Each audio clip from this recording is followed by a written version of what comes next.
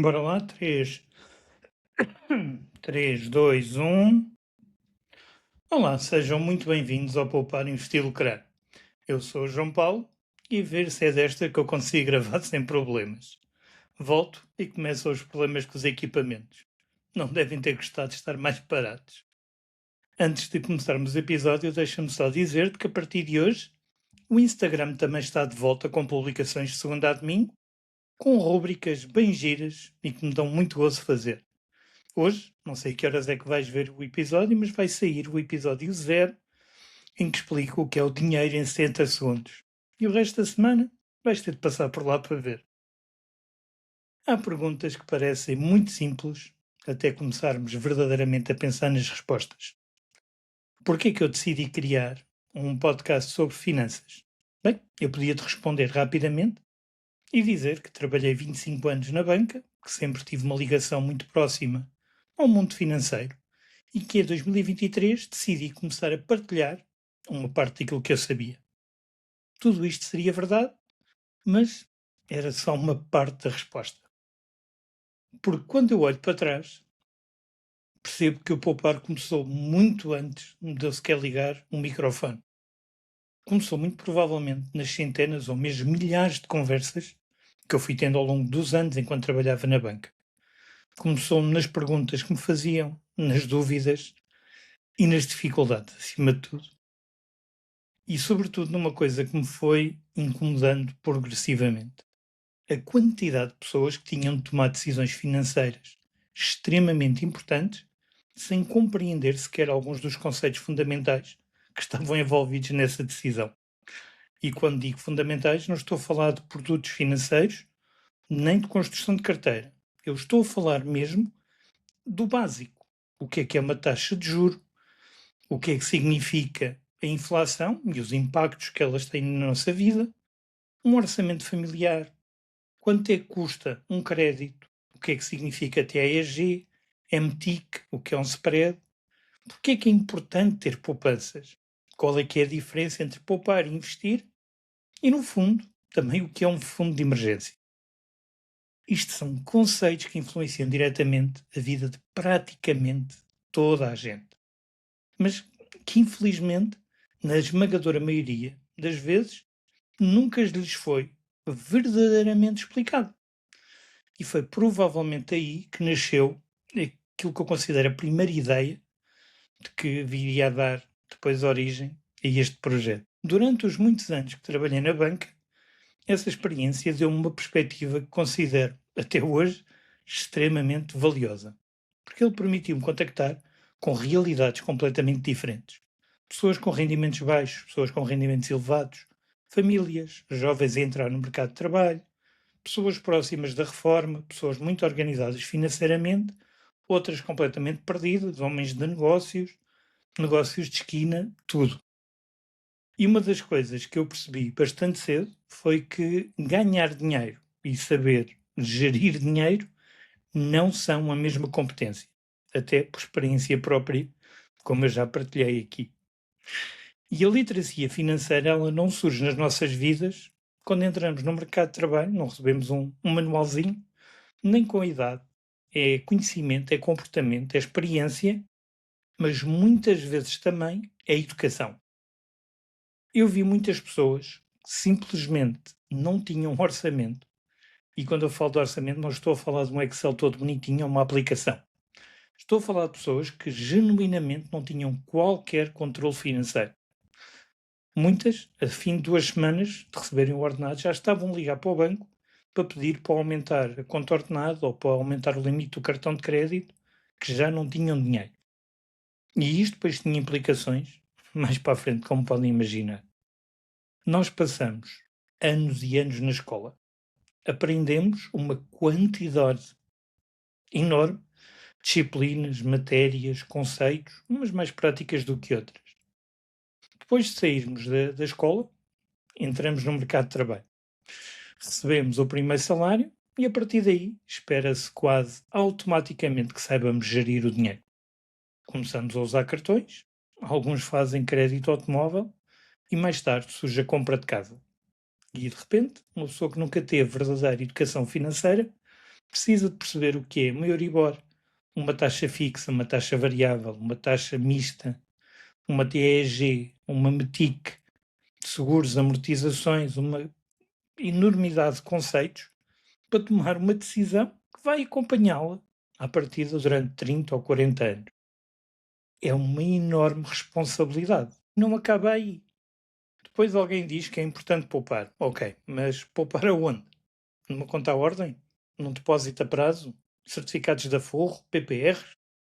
Depois começa-se a ouvir que poupar não chega porque a inflação vai reduzir o nosso poder de compra. Então, é preciso investir. E aparecem ações, ETFs, obrigações, fundos de investimento, REITs, peer-to-peer, criptomoedas.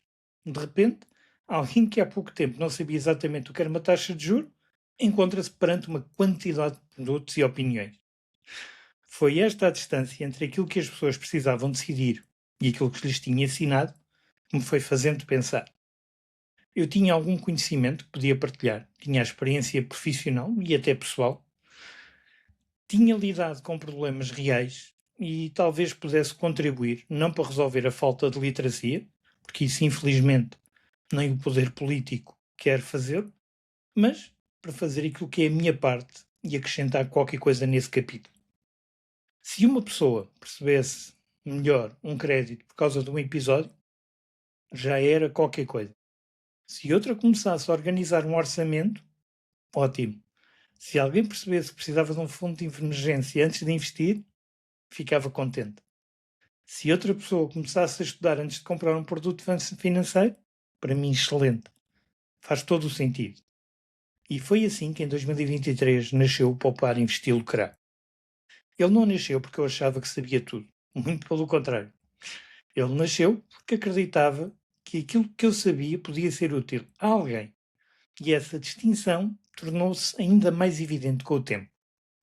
Porque começar a produzir conteúdo sobre finanças obrigou-me a fazer uma coisa, para mim é uma das maiores vantagens deste e dos outros projetos. Obrigou-me a aprender muito mais. Pois quando tu tens de explicar alguma coisa, descobres rapidamente a diferença entre aquilo que sabes e aquilo que achas que sabes. É relativamente fácil nós conhecermos um conceito superficial. Acho que todos nós conhecemos muita coisa pela rama. Mas é completamente diferente sentar-te perante o microfone e estares a explicá-lo de uma forma clara durante 30 minutos ou mais. Tens de perceber as exceções, tens de perceber onde é que pode haver dúvidas, tens que simplificar sem adulterar os dados, tens de confirmar aquilo que estás a dizer e isso obrigou-me a aprofundar conhecimentos. Comecei a ler ainda mais, a procurar outros livros, autores, a acompanhar especialistas, a fazer formações, a ver conferências e a estudar áreas que antes eu apenas conhecia superficialmente, como é o caso da cripto. E esse processo continua ainda hoje. Aliás, eu espero que ele dure para sempre, porque acho que é fantástico. Porque uma coisa que eu considero extremamente perigosa neste mundo financeiro é alguém começar a acreditar que já sabe tudo. Quanto mais aprendemos, mais percebemos a quantidade de coisas que ainda não dominamos.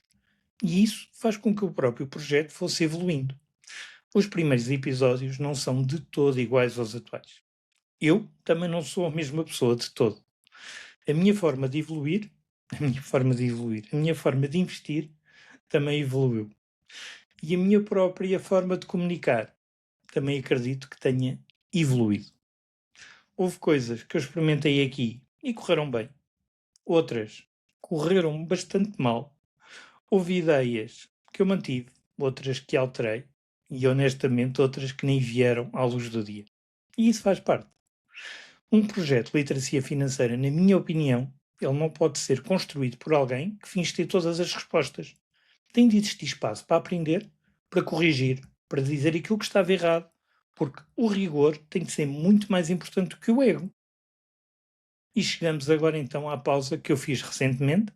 Foram cerca de 3 meses que parei praticamente tudo para reformular os projetos e eu próprio ter ver na financeira. Eu precisava de olhar para tudo aquilo que tinha construído, perceber o que fazia sentido, o que eu tinha de mudar, o que é que eu queria acrescentar, vai ser muita coisa, e sobretudo qual é que é a razão para continuar a fazer isto. Quando nós estamos constantemente a trabalhar no próximo episódio, no próximo vídeo ou na próxima publicação, existe pouco ou nenhum espaço para fazer estas perguntas. Mas quando paramos, a perspectiva muda. E durante estes 3 meses, comecei a fazer uma pergunta muito simples, mas que já me vinha a martelar na cabeça há algum tempo. Qual é que é realmente o propósito disto tudo? Eu quero que o poupar cresça. Naturalmente, se acredito que um determinado conteúdo é útil, eu espero e quero que ele chegue ao maior número de pessoas. Quero mais ouvintes, quero mais pessoas a ver os vídeos, quero que o projeto seja mais conhecido. E não tenho qualquer problema em assumir isto. Aliás, não vou ser hipócrita, não é? Mas percebi que o número por si não era aquilo que me motivava. Não é ter 1000, 2000, 5000.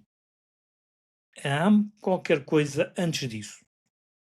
E cheguei a uma conclusão muito simples, que já vem de trás, essa não vem de agora, que é eu quero ajudar pessoas. Não apenas a falar sobre finanças, nem apenas a explicar produtos, nem a analisar o mercado. Quero que aquilo que eu faça tenha utilidade para alguém. E isso quero mesmo. Quero que alguém consiga tomar uma decisão melhor porque percebeu qualquer coisa aqui. Quero que alguém evite um erro. Ou alguém que comece, que se questione. Mas foi aí que eu percebi que também havia uma coisa em falta. Eu falo muito para quem está desse lado, mas sei muito pouco sobre quem está desse lado. Eu tenho as estatísticas, eu sei quantas pessoas ouvem e veem, sei de que países chegam, consigo saber determinadas regiões e localidades onde sou ouvido e visto, consigo saber os temas que têm mais interesse e tudo isso é importante, é verdade? Mas nenhuma destas métricas responde a uma pergunta fundamental. Quem é aquela pessoa? Porque sim, cada reprodução é uma pessoa. Um número, numa estatística, pode ser alguém que está a viver uma situação financeira completamente diferente da pessoa que vai ouvir a seguir. E eu consigo ver as reproduções, mas não consigo ver essas histórias. E quando lancei o Tervena Financeiro, alguns de vós, cerca de 20, acederam ao meu pedido de testes e conheci um pouco de vós, alguns. Alguns falámos meia hora, outros falámos bem mais do que isso, como tu sabes, mas essa experiência fez-me criar os Histórias de Poupar, que já vos tinha falado na semana passada. A minha ideia é trazer alguns de vós para dentro do próprio projeto. Termos uma conversa, uma entrevista, se assim podemos dizer, e dessa forma ouvir diretamente a vossa história financeira.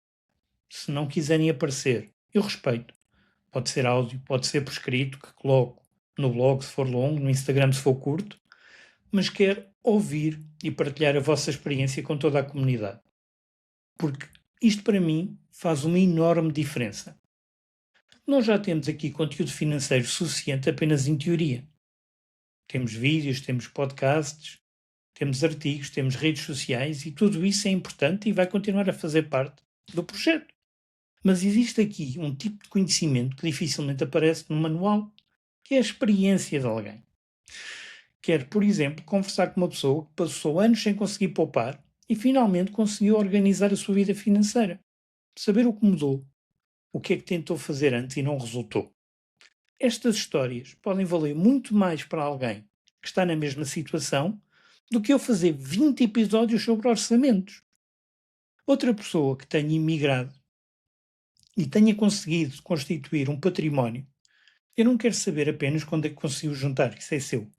Eu quero perceber como é que lidou com essa mudança, se enviava ou envia dinheiro para Portugal, se investe no país onde vive, os erros que cometeu, que medos teve, como é que a distância alterou também a sua relação com o dinheiro. E estas conversas também podem ajudar outras pessoas que estão imigradas ou queiram imigrar. Quero também falar com alguém que tenha perdido dinheiro no investimento. Isso também é importante. Talvez até mais do que histórias de sucesso. Também são importantes, como tudo. Como é que aconteceu? O que é que ignorou? Se houve excesso de confiança? Se foi FOMO? Ou falta de conhecimento? Porque alguém desse lado pode estar prestes a cometer exatamente o mesmo erro. Nos Histórias do Poupar interessam-me histórias reais. E, como qualquer história real, tem imperfeições. Há dívidas, há más decisões, há cartões de crédito usados, há investimentos que correm mal, há desemprego que aparece de surpresa, há separações, doenças, negócios que falham. Depois há mudanças, recuperações, aprendizagens, há pequenos sucessos que podem ser insignificantes, vistos de fora, mas que são enormes para quem os conseguiu. Uma pessoa criou finalmente um fundo de emergência, pode não parecer numa revista financeira. Se calhar até pode, mas isso são conversas para depois. Mas talvez tenha acabado de alterar profundamente a segurança da sua própria família. E é aqui que os histórias do poupar pode também ajudar quem nunca participe diretamente neste projeto. Porque uma pessoa partilha a sua experiência, mas milhares podem ouvi-la ou vê-la e alguém reconhece nessa história quase de certeza. E há já uma segunda dimensão que me interessa bastante, admito. Eu também quero aprender com essas pessoas. Porque eu não tenho todas as experiências possíveis. Eu não vivi ou nem vou viver todas as realidades financeiras. Eu posso estudar a imigração e finanças, mas eu não vivi noutro país. Visitei, são coisas diferentes. Posso estudar famílias monoparentais e orçamentos, mas eu nunca vivi essa situação. Ouvir essas pessoas também me vai ensinar. E este conhecimento regressa depois ao próprio projeto. É um círculo completo. Eu partilho aquilo que sei, alguém partilha aquilo que viveu, eu aprendo, a audiência aprende e talvez depois consiga criar melhor conteúdo para outras situações ou para outras pessoas, aliás, que estejam nessa mesma situação. E honestamente, essa é a parte que mais me entusiasma nesta rúbrica. Não é apenas uma conversa, é transformar experiências individuais em aprendizagens coletivas.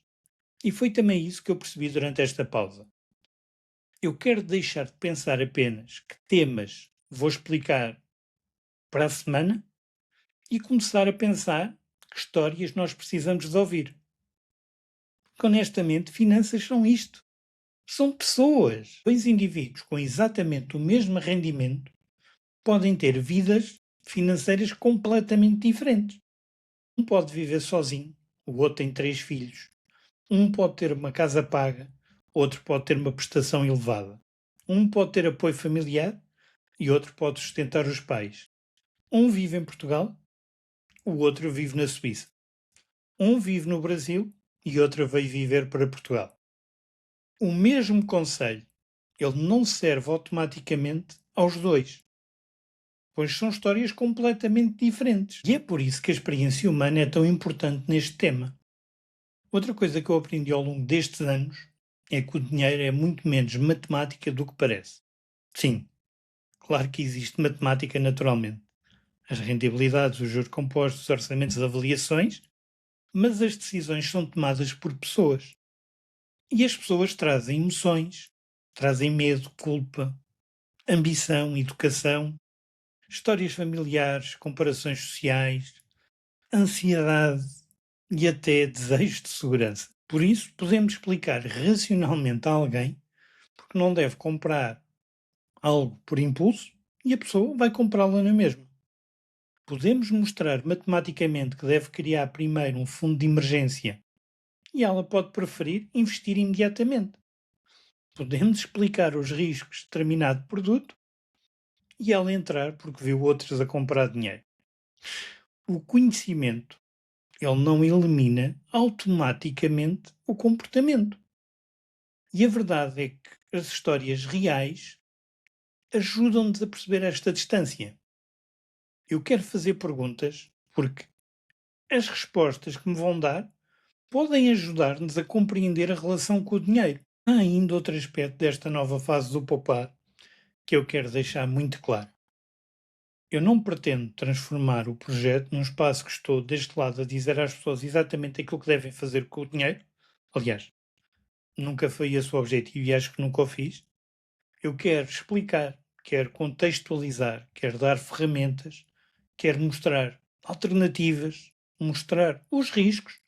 Depois, cada pessoa tem a sua vida, os seus objetivos financeiros e a sua realidade. Histórias do Poupar reforça precisamente isto.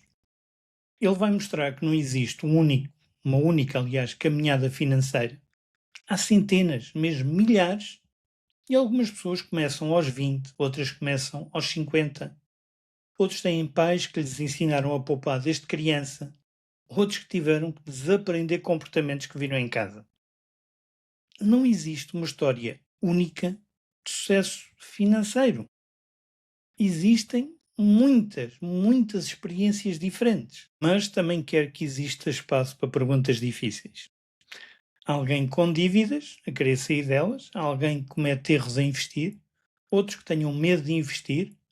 Não temos de esconder, podemos aprender.